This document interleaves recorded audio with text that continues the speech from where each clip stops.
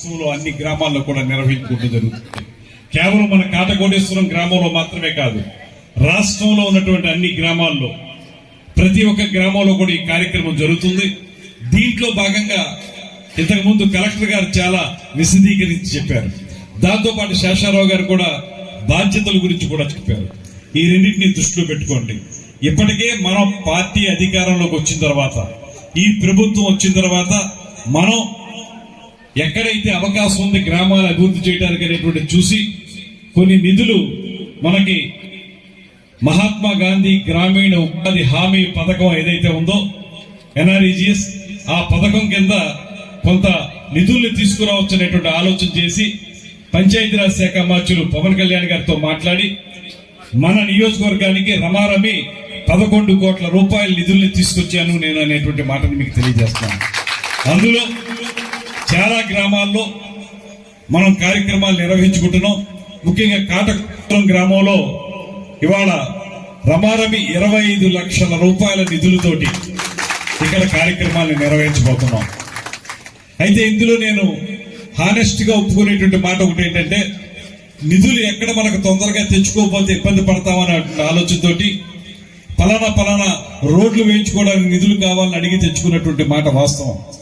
అయితే దీంట్లో మీ భాగస్వామ్యం కొంచెం తక్కువగానే ఉంది.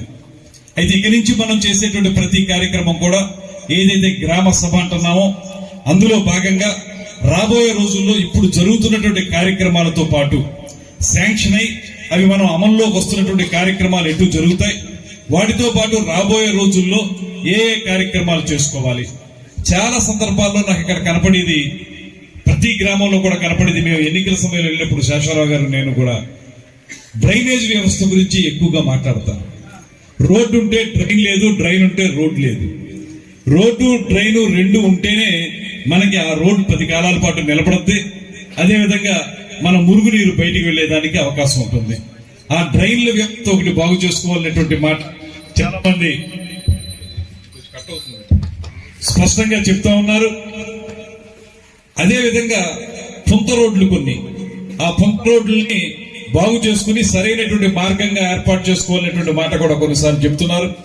ఇప్పుడు కూడా మిత్రులు చెప్తున్నారు, కాటకోటేశ్వరం గ్రామంలో మనకున్నటువంటి ఈ పొంత రోడ్లని ఏ రకంగా బాగు చేసుకోవాలనేటువంటి మాట.